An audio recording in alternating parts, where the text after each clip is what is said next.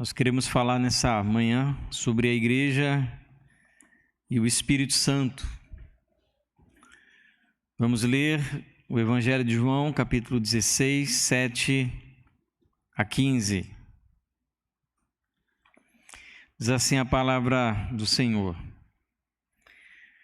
Mas eu lhes digo a verdade, é melhor para vocês que eu vá, porque se eu não for, o Consolador não virá a vocês, mas se eu for, eu o enviarei a vocês. Quando ele vier, convencerá o mundo do pecado, da justiça e do juízo. Do pecado, porque eles não creem em mim; da justiça, porque vou para o Pai, e vocês não me verão mais; do juízo, porque o príncipe deste mundo já está julgado. Tenho ainda muito a lhes dizer, mas vocês não podem suportar. Porém, quando vier o Espírito da verdade, ele os guiará em toda a verdade. Ele não falará por si mesmo, mas dirá tudo o que ouvir e anunciará a vocês as coisas que estão para acontecer. Ele me glorificará, porque vai receber do que é meu e anunciará isto a vocês. Tudo o que o Pai tem é meu, por isso eu disse que o Espírito vai receber do que é meu e anunciar isso a vocês. Deus, eu quero agradecer a Ti por estarmos nessa manhã diante da Tua palavra para estudar esse tema tão importante para a igreja, que é o Espírito Santo. Nos orienta e nos dirige, Pai, na compreensão, no entendimento bíblico dessa figura que é tão presente na igreja e nas nossas vidas, que é o Espírito Santo.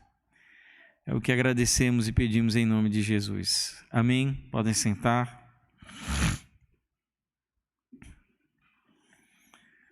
Queridos, nós temos já alguma semana falado sobre nós, a igreja.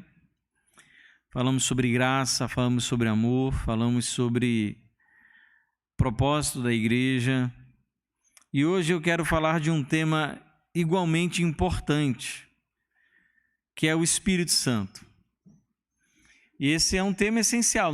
A gente não consegue falar sobre igreja sem falar sobre o Espírito Santo.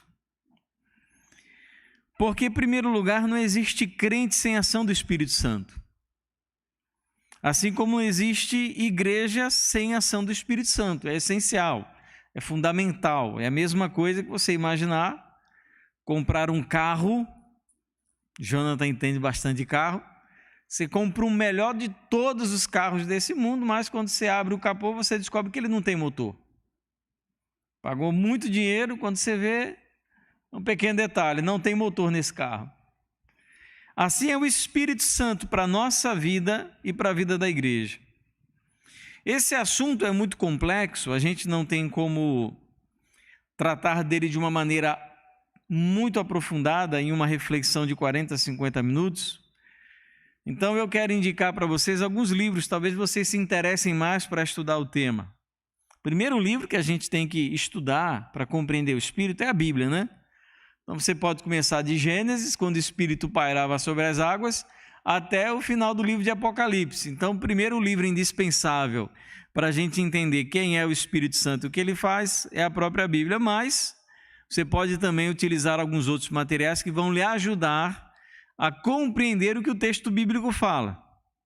Eu poderia citar vários livros de teologia sistemática, ou teologia bíblica, de Millard Erickson, a Franklin Ferreira, Charles Hodge, enfim, há tantos e tantos, mas tem dois que eu acho que são muito bons, são boas, digamos assim, introduções à compreensão do Espírito. Primeiro é um livro do Abraham Kuyper, A Obra do Espírito Santo, da editora Cultura Cristã.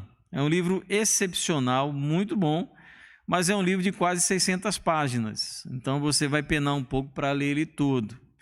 E tem um livro que é menor, que é o do Jonathan Edwards, um pastor pietista, muito bom também. Tudo que ele escreve é bom. E o nome do livro é A Verdadeira Obra do Espírito, da editora Vida Nova. Esse é um livro curtinho, é um livro de cerca de 90 páginas. É um livreto, então esse daqui você consegue ler com mais praticidade. Mas se você puder ler o do Abraham Kuyper, também é uma coisa muito boa. Historicamente, as pessoas elas têm se dividido em dois extremos quando o assunto é o Espírito Santo. Primeiro, se encontra um grupo que ignora praticamente a necessidade do Espírito Santo na igreja. Não liga para o Espírito Santo. Na verdade, não se fala, não se trabalha sobre o Espírito, não se compreende a necessidade do Espírito na igreja, na vida pessoal do cristão, ou seja, existe um extremo em que é abandonar completamente qualquer ideia do Espírito Santo agindo numa igreja. Outro grupo, ele vai extrapolar a ação do Espírito, atribuindo ao Espírito Santo toda a responsabilidade por todo tipo de manifestação em comum. Então, são dois extremos, ou nada ou tudo. Então, para alguns, o Espírito Santo não faz nada, ele não age, não se fala, não se toca no assunto, não se pensa sobre ele, não se lê sobre ele, não se depende dele. E outro também é total dependência, é toda ação, caiu um prego, quebrou alguma coisa, é tudo o Espírito Santo, é ele falando, ele movimentando, ele mexendo. Então, qualquer coisa, tudo, absolutamente tudo é o Espírito Santo. São dois extremos que devem ser evitados. Mas, claro, o Espírito Santo ele é importante para a igreja. O próprio Senhor, em João, capítulo 16, 7, 15, chamou a atenção para essa fundamental importância do Espírito Santo na vida da igreja. E existem alguns equívocos sobre o Espírito que nós precisamos evitar. Primeiro equívoco é a ideia de que o Espírito Santo ele não agiu no Antigo Testamento, de que o Espírito Santo é algo que existe a partir do Novo Testamento. Inclusive, algumas seitas surgiram dessa compreensão, como, por exemplo, o sabelianismo ou modalismo. Eles surgiram nessa compreensão de que o Espírito Santo não se manifestava no Antigo Testamento. Isso não é verdade. Nós encontramos o Espírito, que também é chamado do Espírito de Deus, o Espírito do Senhor, se manifestando muito presente no Antigo Testamento. Então, o Espírito ele se encontra, como eu falei, entre Gênesis e Apocalipse. Mas um segundo equívoco é a compreensão de que o Espírito, na verdade, é uma força divina. Ele é um poder, uma força que emana de Deus, mas ele em si não é uma pessoa. Isso também deu origem a uma série de seitas e heresias que dizem que o Espírito é simplesmente uma força, uma potência, um poder. Os testemunhas de Jeová pensam dessa maneira. Então não existe essa pessoa, essa entidade chamada Espírito Santo. O que existe é a força de Deus, chamada no Novo Testamento de Espírito Santo. Então, se é uma força, há de que se manipular a força. Toda força, ela pode ser manipulada. Então, você pode usar o Espírito assim como alguém usa uma energia elétrica. Ou então usa a gasolina de um carro. Seria esse equívoco que nós devemos evitar. E outro equívoco também é que de tudo e absolutamente tudo nós dependemos do Espírito Santo. Nós temos uma dependência do Espírito, é verdade, mas grande parcela da nossa responsabilidade deve ser tomada pelas nossas próprias mãos. Então, algumas coisas não competem apenas ao Espírito, o ser humano também deve ter a sua ação particular. Então, se o Espírito diz que nós devemos nos arrepender, isso indica que eu, como ser humano, preciso me arrepender. Ou seja, é uma decisão pessoal, particular. São três equívocos que nós devemos evitar. Mas quem é o Espírito Santo? Eu quero chamar a atenção de três características fundamentais do Espírito Santo na Bíblia, importantes para nós. Nós poderemos falar sobre outras, mas essas três são fundamentais. Primeiro, o Espírito Santo é uma pessoa, não é uma força, não é uma entidade etérea, não é uma energia, não é uma emanação. O Espírito Santo é uma pessoa, assim como eu sou uma pessoa, você é uma pessoa, como pai é uma pessoa, como filho é uma pessoa, o Espírito Santo também é uma pessoa. Aonde nós encontramos isso? Aí pegue texto, João capítulo 14, 26, João 16, 8, João 16, 13 e 14, João 16, 16 a 17, Romanos capítulo 8, versículo 26, Efésios capítulo 4, versículo 30, 1 Coríntios 12, 11. Todos esses textos vão nos ensinar que o Espírito Santo é uma pessoa. Segundo, uma outra afirmação que nós precisamos fazer sobre o Espírito é de que ele é Deus. Ele se trata da terceira pessoa da Trindade. Ele não é menos Deus, ele não é menos importante do que Deus e nem está subordinado a Deus.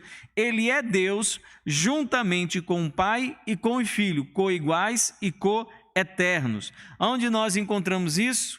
Salmo 139, 7 a 10, Isaías 40, 13 a 14, 1 Coríntios 2, 10 a 11, 1 Coríntios 12, 11, Hebreus 9, 14, Mateus 28, 19, 2 Pedro 21. Colocou aí já os textos todos, hein? Difícil, né?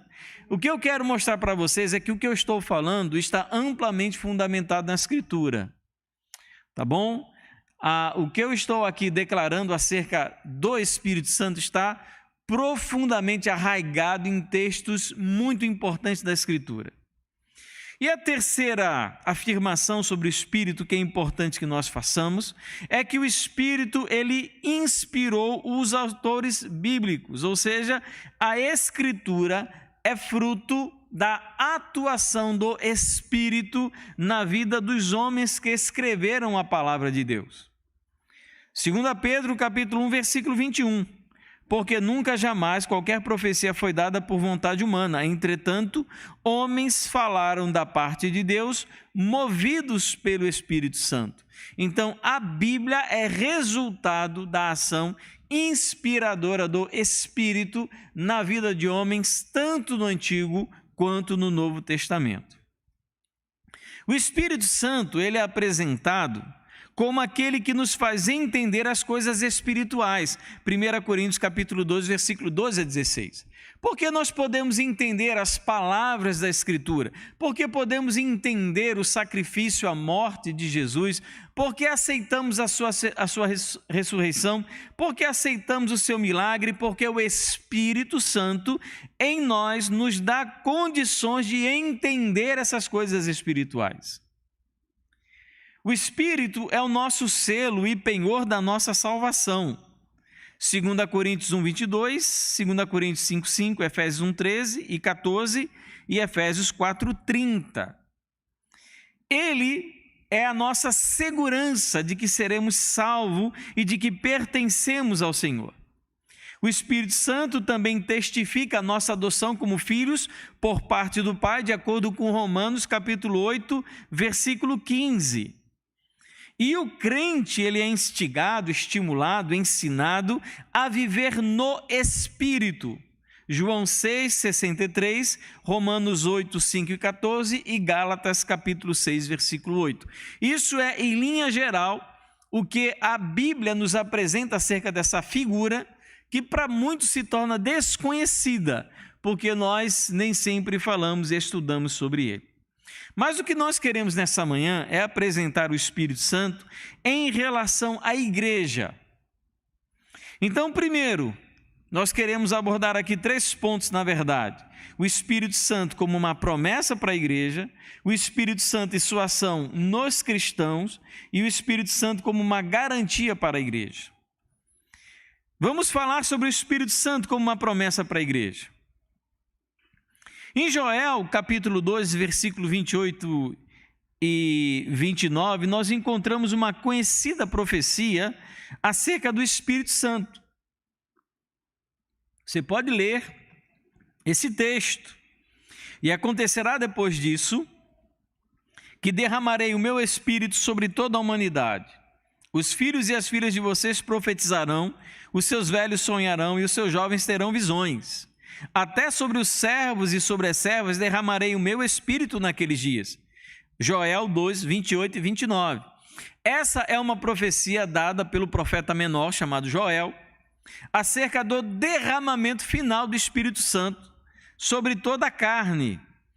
Essa profecia é citada em Atos capítulo 2, 17 a 21, por ocasião do derramamento do Espírito sobre os apóstolos no cenáculo, no início do livro de Atos.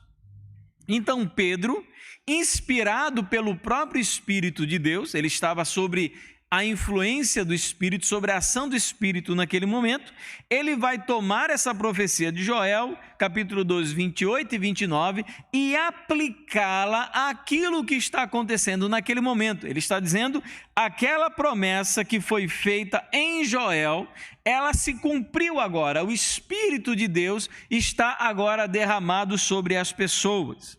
Em Atos, capítulo 1, 4 a 5, nós encontramos os discípulos aguardando o cumprimento dessa promessa. Dessa promessa que foi dita por João Batista em Mateus capítulo 3, versículo 11, quando ele se refere ao batismo com o Espírito Santo. Aquele que vem após mim é mais poderoso que eu, e ele vos batizará com o Espírito Santo e com fogo. Então, o que os discípulos aguardam lá em Atos capítulo 1 é o cumprimento dessa promessa. Porque o próprio Senhor Jesus, ele já tinha prometido em João capítulo 14, 16 em diante, de que ele enviaria o Espírito Santo. Então, o que estava acontecendo era o cumprimento daquela profecia que foi chamada a atenção por João Batista e como promessa de Jesus, de que lhes enviaria o Espírito Santo. Agora, quando falamos que o Espírito de Deus ele passa a habitar na igreja, de que a igreja ela caminha, ela se orienta, ela se move pela ação do Espírito Santo, nós estamos falando de que o Espírito habita nos crentes daquela igreja. Porque como nós temos falado e defendido aqui, a igreja não são essas paredes, a igreja são as pessoas que frequentam esse lugar. Então, quando nós falamos de uma promessa que foi dada pelo Senhor e é cumprida a partir do livro de Atos, capítulo 2, a partir do versículo 17, segundo a aplicação do apóstolo Pedro a essa profecia, nós estamos falando de uma promessa que é dada por aqueles que são salvos por Jesus. Então, quando falamos da presença do Espírito, não estamos falando da presença do Espírito em um lugar, mas em alguém. Então, o Espírito, ele habita nas pessoas, ele está nas pessoas e não em um lugar em si. Então, ela não movimenta lugares. A presença do Espírito, ele não movimenta prédios, ele não movimenta cadeiras, ele movimenta pessoas. Nas pessoas ele age. Claro que o Espírito de Deus, eles podem agir na história, eles podem agir no tempo, eles podem agir em qualquer circunstância, mas especificamente o Espírito ele é dado para as pessoas. Eu tenho o Espírito, ou julgo tê-lo, se de fato crente eu for. Você deve ter o Espírito, se crente você for. O Espírito é dado a todo aquele que tem Jesus. Tito capítulo 3, versículo 4 a 7, nos diz que o Espírito Santo, ele participa da salvação de todo pecador, porque ele purifica, ele regenera aquele pecador. Então não existe um pecador salvo sem a ação do Espírito. Não existe um crente em Cristo que não tenha o Espírito, porque o Espírito ele participa imediatamente da salvação de cada uma das pessoas, quando a obra de Cristo é aplicada na vida e no coração daquele que se converteu. O Espírito ele purifica, ele santifica. Por isso a Bíblia é tão enfática em dizer que todos os crentes genuínos, e apenas os crentes genuínos possuem um Espírito. Aonde diz isso?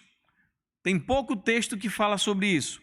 Gálatas 4:6, 1 Pedro 4:14, Efésios capítulo 2, versículo 22, 1 Coríntios capítulo 3, versículo 16, 1 Coríntios capítulo 4, versículo 13, Tiago capítulo 4, versículo 5, Romanos capítulo 5, versículo 5, 1 João 3, 24, João 14, 17, 1 Coríntios capítulo 6, 19. Todos vão falar que quem é crente de verdade tem o Espírito.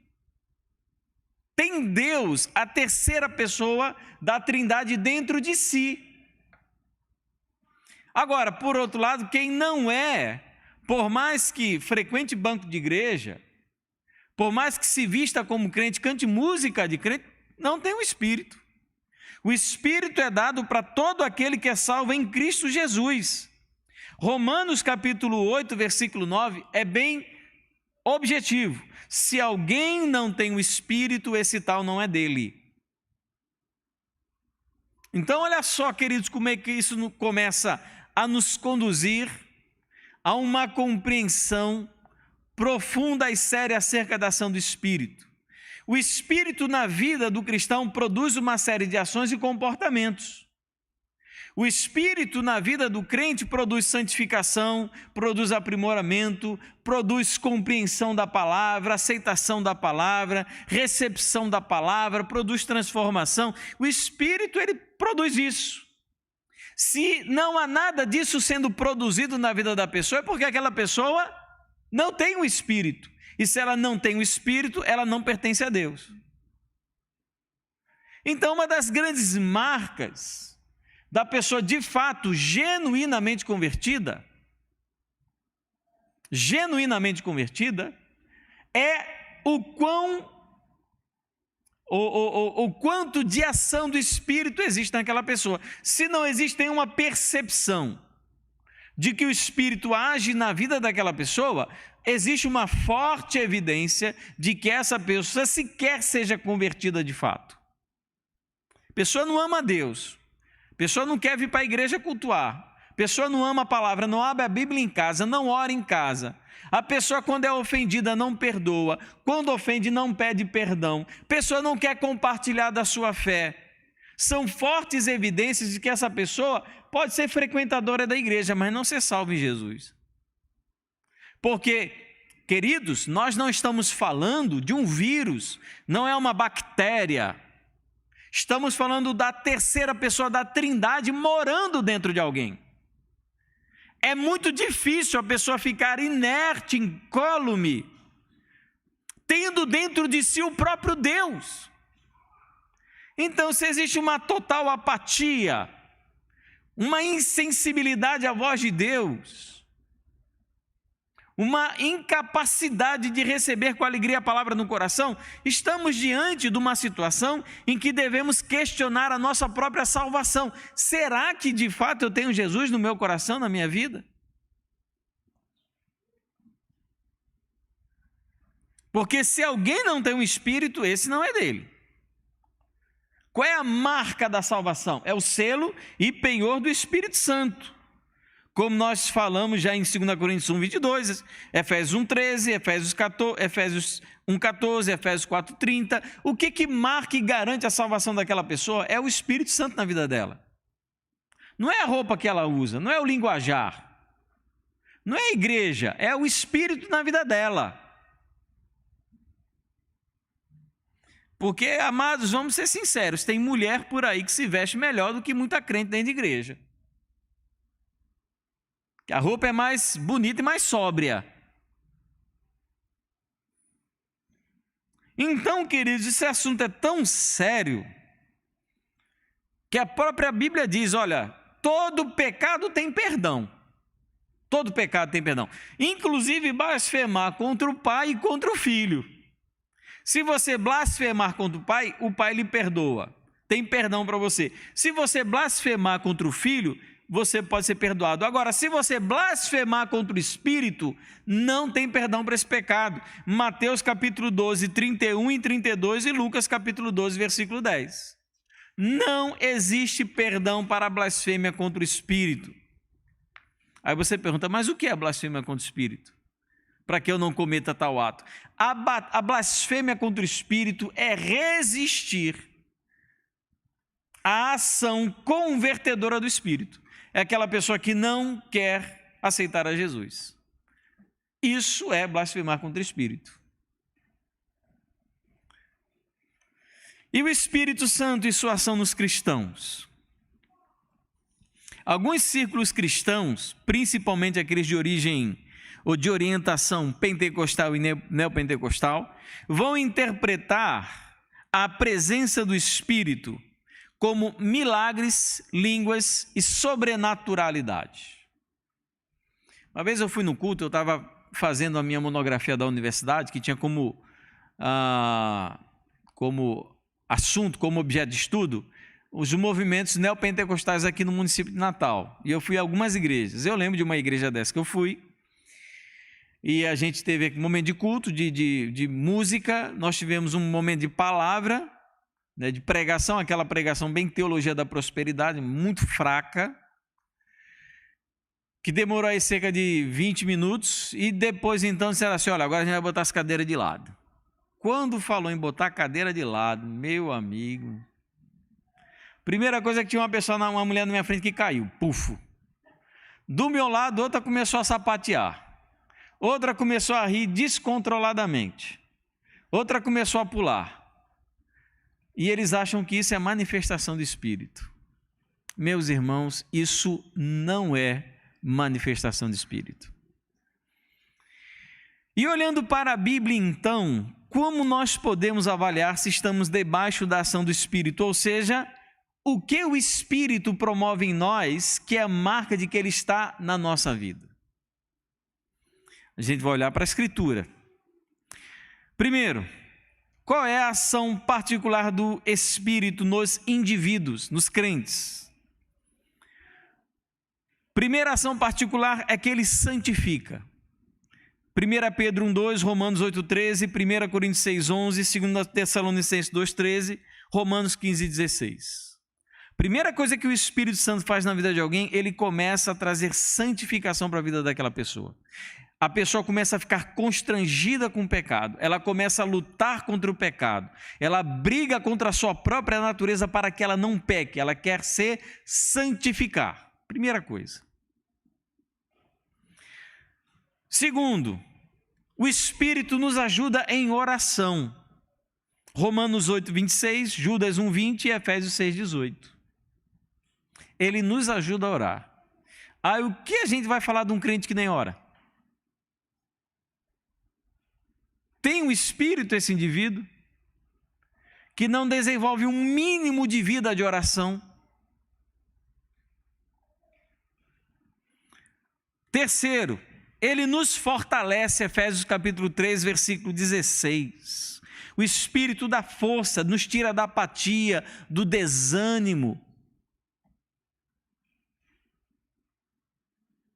É isso que o Espírito produz, força, energia, vigor espiritual. Quando os dias estão maus, a gente faz o quê? A gente, por meio do Espírito, consegue força para viver. Quando a gente não quer, o Espírito Santo nos dá força para querer, nos impulsiona, nos dá força, fortalecimento. O Espírito também nos enche, Efésios 5,18, a ponto de que nós possamos produzir os seus frutos, Gálatas capítulo 5, 22 a 25.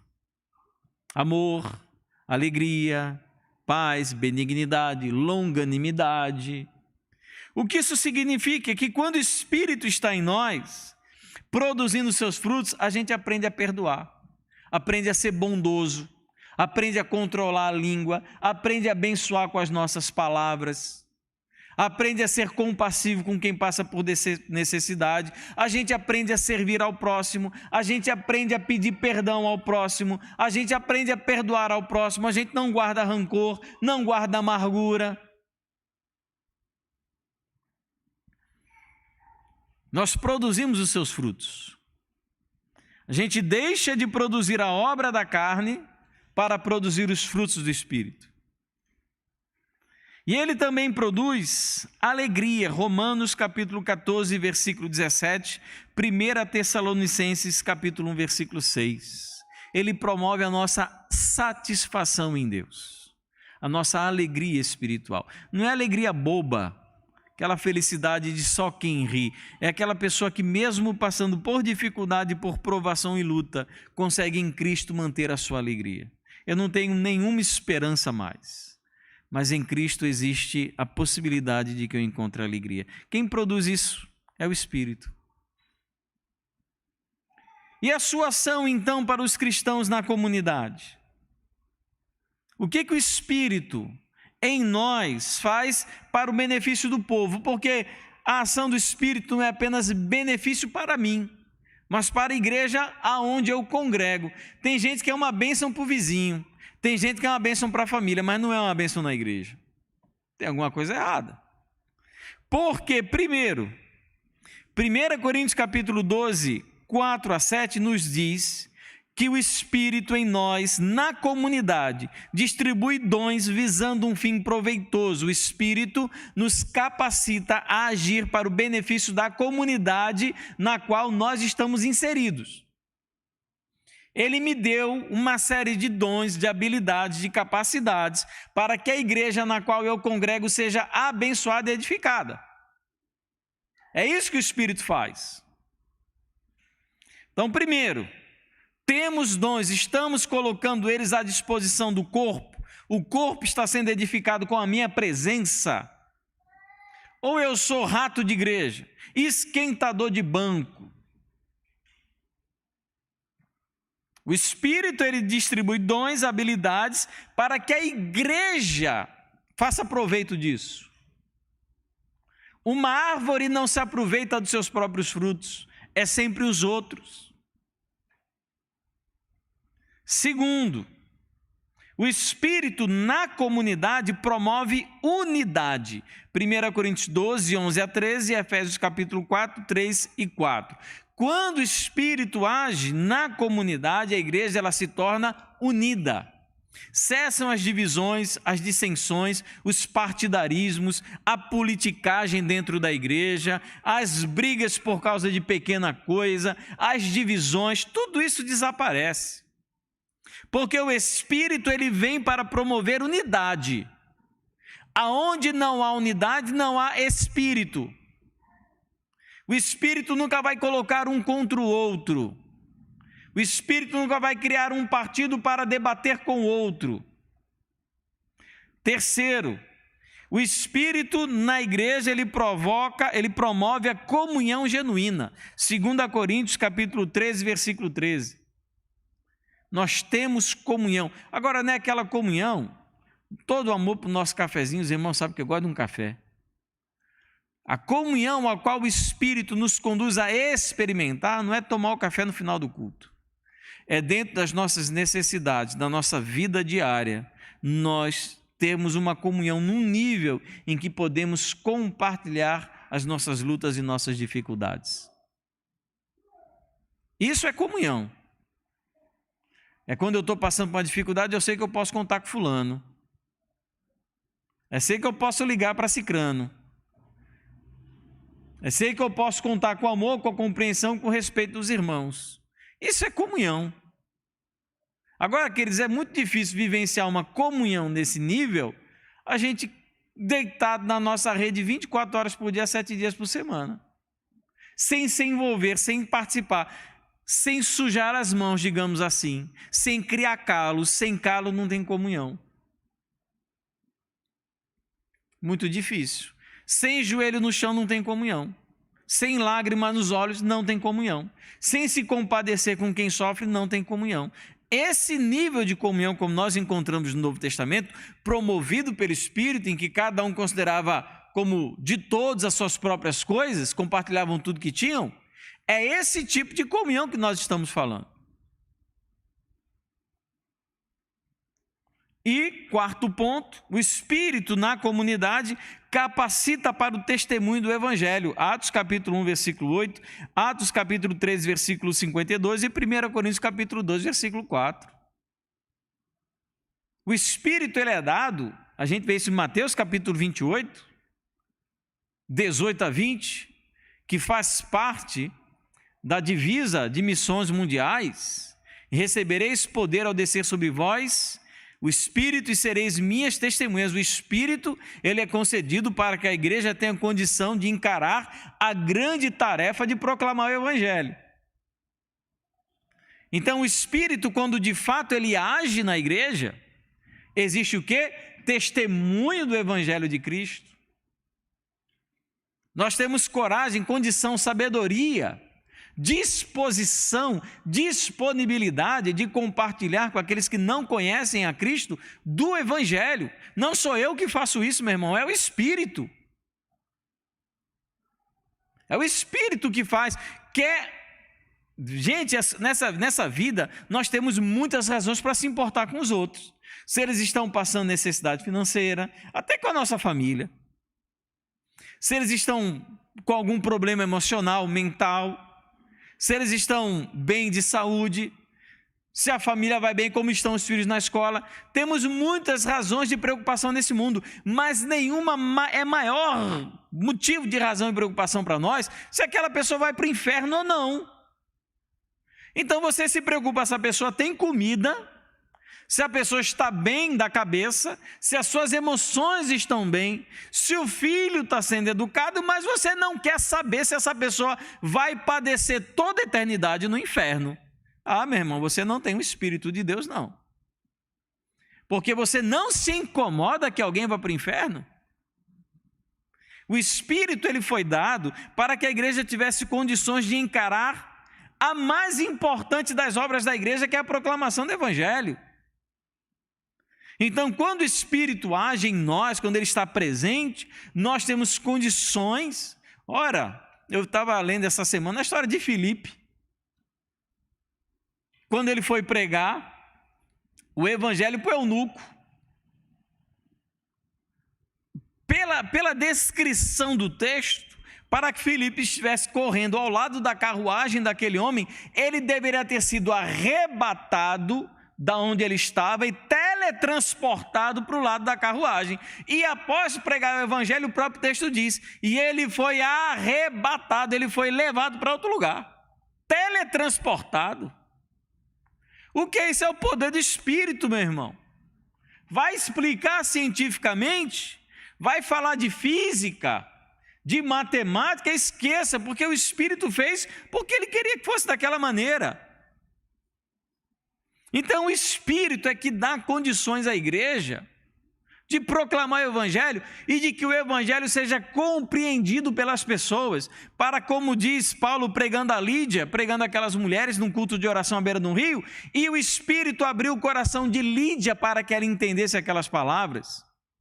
Então a igreja, ela tem a função de proclamar, mas a função de abrir o coração, de conduzir ao arrependimento, a certeza do pecado e a necessidade, a compreensão da necessidade de um Salvador é de Jesus. O que estamos fazendo é a pequena, menor parte. Deus, ele faz todo o resto, mas nem o pequeno nós queremos fazer. Ou por vergonha, ou por comodismo, ou porque diz que não conhece. Ah, eu não conheço nada da Bíblia. O que foi? Lhe proibiram de ler a Bíblia? Confiscaram a sua Bíblia? O governo entrou na sua casa e levou embora a sua Bíblia? Bloquearam os aplicativos de Bíblia da sua casa? Lá em casa eu tenho Bíblia. Essa semana eu estava entrando aí, um bocado de aplicativo interessante de Bíblia. Ainda não aconteceu isso, então o que você quer mais? Então, amados, o Espírito na comunidade capacita a comunidade a proclamar a graça, o Evangelho Salvador de Jesus. Se nós não estamos fazendo isso, nós precisamos deitar os nossos joelhos sobre a terra e colocar a nossa face no pó. E não adianta fazer nada. Vamos fazer o quê? O Espírito ele não é dado para o nosso deleite pessoal, para o nosso aproveitamento egoístico. Ele é dado para compartilhar as verdades eternas do Evangelho com todas as pessoas. Mas o Espírito Santo, ele é visto também como uma garantia para a igreja. Não por força nem por poder, mas pelo meu Espírito, diz o Senhor dos Exércitos, lá em Zacarias capítulo 4, versículo 6. Uma igreja sem ação do Espírito, ela não está apenas infrutífera, ela está morta. Porque o Espírito numa igreja é a garantia da presença de Cristo. João capítulo 7, 33 a 39. Quem é que torna Cristo presente na igreja? É o Espírito Santo. E se ele não está na igreja, nós não temos a garantia de que num culto desse o Espírito, que Cristo esteja presente. Segundo, é a garantia do cumprimento da missão, Mateus 28, 18 a 20. É o Espírito em nós que garante que nós conseguiremos cumprir a grande comissão. Sem ele não é possível. A gente pode inventar um bocado de estratégia aí e pode até encher a igreja de frequentador, não de crente. Não de crente. Entretenimento não atrai crente. Entretenimento atrai frequentador de igreja. Ou você acha que é muito atrativo, que é uma boa propaganda você pregar o evangelho como ele deve ser pregado, no nível de que se você não abrir mão de tudo que você tem, você não pode ser meu discípulo. Isso não fica bem na linguagem coach. Não fica bem no entretenimento. É a garantia do cumprimento da missão é a presença do Espírito. E mais, para nós é a garantia da nossa própria salvação. Efésios capítulo 1, versículo 14. O Espírito é o penhor da nossa herança até o resgate da sua propriedade em louvor da sua glória. É Ele que garante que nós seremos salvos. Ele está em mim, Ele se move dentro de mim, Ele se movimenta, Ele produz, Ele age na minha pessoa e através da minha pessoa. Então isso me diz, que bom, porque isso garante que eu sou salvo. E existe, diante disso, queridos, uma péssima notícia, porque não há nada que possa substituir o Espírito Santo na igreja. A gente pode tentar um bocado de coisa, como eu falei aqui num culto, pintar a parede de preto, botar umas luzes aqui, uma fumacinha branca. A gente pode contratar algum pregador desse nível coach. A gente pode botar um louvor pós-moderno, worship. Aqui a gente consegue atrair frequentadores, mas com isso a gente acaba mantendo o céu vazio. Nós não queremos seguidores, nós queremos crentes, gente que ama Jesus, que dá a vida por Cristo. O ativismo, a religiosidade, a organização, a tradição, o mecanicismo, a cultura cristã, o ânimo carnal ou qualquer outra atividade não podem substituir o Espírito Santo e sua ação na igreja. Não dá. Os irmãos estão meio parados no banco. Vamos cantar uma música animada? Vai lá, vamos lá. Para a direita, para a esquerda, à minha frente e para trás. E as pessoas começam, entram naquele, né? Que até, meu amigo, se você cantar um forró, eu tinha um amigo meu que era baiano, ele morava lá na Bahia, e dizia o seguinte: olha, lá na Bahia o pessoal gosta tanto de ritmo que se você bater na porta, o cabo atrás já está dançando. Então é assim, é música. A gente gosta de música e dependendo do ritmo, a pessoa corresponde com dança, com palma, com o que você quiser. Mas a gente não pode substituir essas coisas e dizer que elas são manifestação do Espírito. O Espírito ele pode produzir uma alegria efusiante, uma satisfação plena na igreja. Ela com certeza traz ânimo, traz satisfação, alegria. A gente ama cultuar quando está cheio do Espírito. A gente ama estar dentro da igreja cultuando, estar com os irmãos adorando ao Senhor. Mas que seja pela manifestação do Espírito e não pela aplicação de métodos humanos de animar as pessoas de maneira carnal. Queria concluir questionando como devemos buscar a presença do Espírito Santo na igreja. Nós somos ensinados por Jesus, não sou eu que estou ensinando não, viu? Não foi culpa minha, quem falou foi Jesus. Somos ensinados por Jesus a pedir o Espírito através da oração. Lucas capítulo 11, versículo 13. Pois se vós, sendo maus, sabeis das boas dádivas aos vossos filhos, quanto mais dará o Pai Celestial o Espírito Santo àqueles que lhe o pedirem. Queremos o Espírito? Primeiro, pedimos a ação do Espírito. Clamamos ao Pai para que sobre nós seja derramado mais do Espírito. Não que não o tenhamos, eu acredito, como eu falei, que todo crente tem um Espírito. Eu não acredito que a evidência de ter o Espírito seja falar em línguas. Eu não acredito nisso, porque não está na Bíblia. Tá certo? Mas somos ensinados pelo próprio Jesus a pedir o Espírito. Primeiro, isso é uma questão pessoal. Porque se você quer uma coisa, na lógica bíblica, você precisa abrir mão de alguma coisa. Os frutos do Espírito são produzidos quando mortificamos a nossa carne, ou é obra da carne, ou é fruto do Espírito. E numa igreja, amados, nem sempre nós temos o Espírito na mesma medida. Pois enquanto alguns estão se consagrando, lutando contra o pecado e buscando a Deus, outros se mantêm apáticos, frios e vencidos pelo pecado, que acabam nem se importando mais com o fato de estarem pecando. Então é assim. A gente acha que numa igreja todo mundo está com o mesmo Espírito, nem sempre. Alguns buscam mais do que outros, alguns lutam mais do que outros. Eu acho, queridos, nesse sentido, que existe um nível de pecaminosidade de um tipo que nós consideramos como não tão sujo a ponto de nos levar ao arrependimento. Aquele nível de, tudo bem, eu estou pecando, mas não é tão grave assim, então não preciso ficar me arrependendo.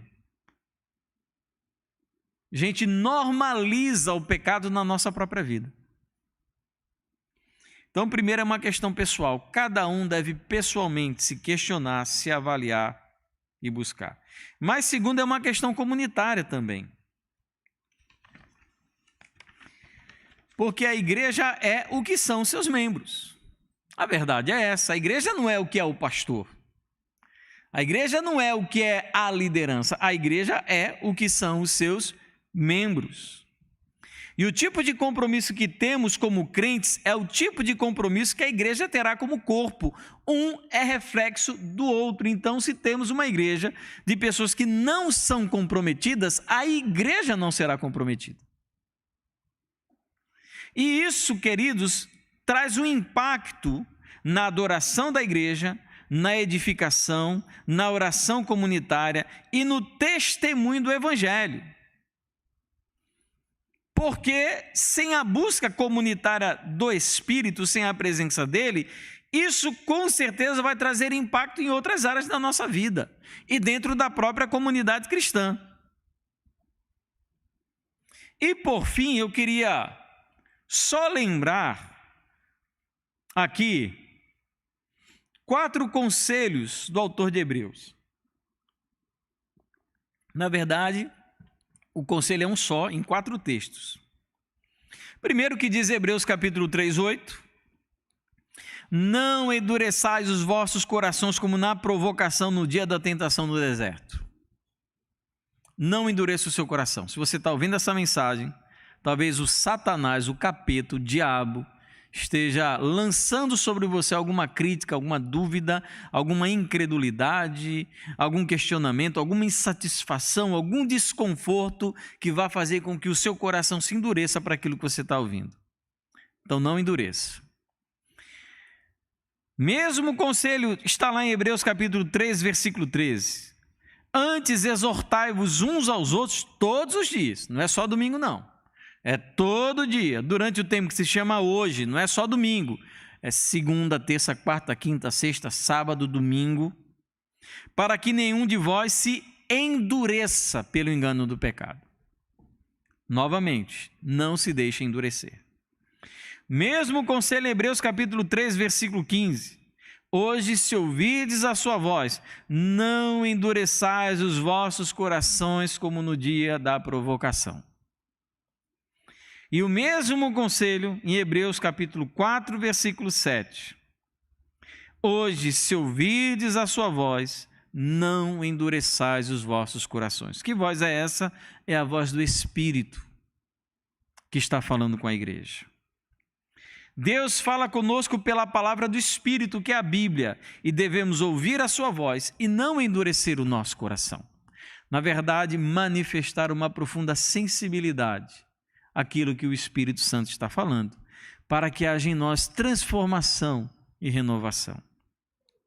Porque o Espírito, amados, em uma igreja, da maneira bíblica, correta, como diz a Escritura, é uma bênção e com certeza traz vida, traz renovação, esperança e conseguiremos cumprir, amados, o nosso propósito, que é proclamar o Evangelho do Senhor.